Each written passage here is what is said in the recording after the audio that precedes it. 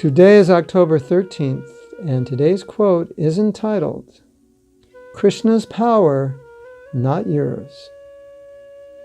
Srila Prabhupada said, if Krishna were not powerful enough to free us from material entanglement, there would be no need to follow the path of Krishna consciousness.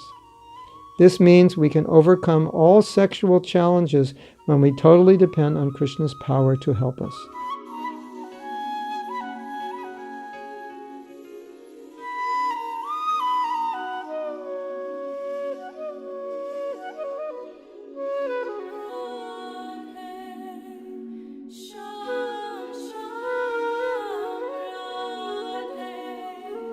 So this was a quote that came from our course on sexual purity. That's why this reference is there to sexuality.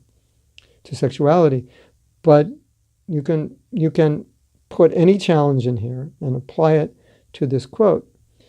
What Prabhupada is saying, if Krishna can't free us from material entanglement, or Krishna can't help us overcome our problems, then what's the point of practicing Krishna consciousness? Because we could do it. If we could do it ourselves, we don't need Krishna. So why do we practice Krishna consciousness? Because we can't do it ourselves.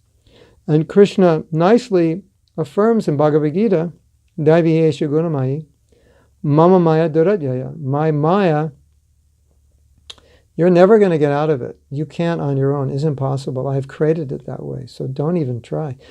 Don't waste your time trying to overcome the material energy, because you can't. You can't cheat it. You can't go over it, under it, around it. It's got you totally entrapped by your mind and senses. It's got you in subtle and gross ways. But, then Krishna says, but, Mameviye prapadyante, if you surrender to me, then I can tell Maya, okay, let this woman out of jail. That's the only way we're going to get out. Krishna has to sanction that. So, if we have some challenge, then we understand the solution to the challenge is Krishna's intervention, that on our own strength we can't do it. Sometimes people fall into situations where they feel powerless, and indeed they are powerless. They've tried this, they've tried that, and they can't conquer a particular urge. It could be a sexual urge. It could be any of the four regulative principles, gambling, intoxication, or anything. It could be anger or whatever. And then somebody feels like, I've tried everything. This anger, this need to gamble, or this sexual urge, it's got total control of me. So what this quote is saying is that at that point, we understand, we should have understood before, but at least at this point we understand only Krishna has the power to free me from this attachment.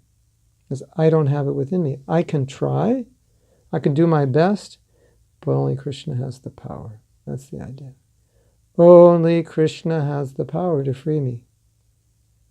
And so if we have faith in that, we put our trust in Krishna and we say, Krishna, this problem, I'm turning it over to you. I put myself in your hands. Please give me the intelligence and the strength to deal with this. And he will.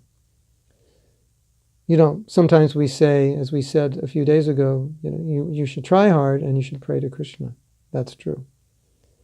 But in some cases, when situations are really difficult, even trying no longer helps. In some cases, all we can do is put our hands up in the air and say, Krishna, I've tried and I can't succeed with this.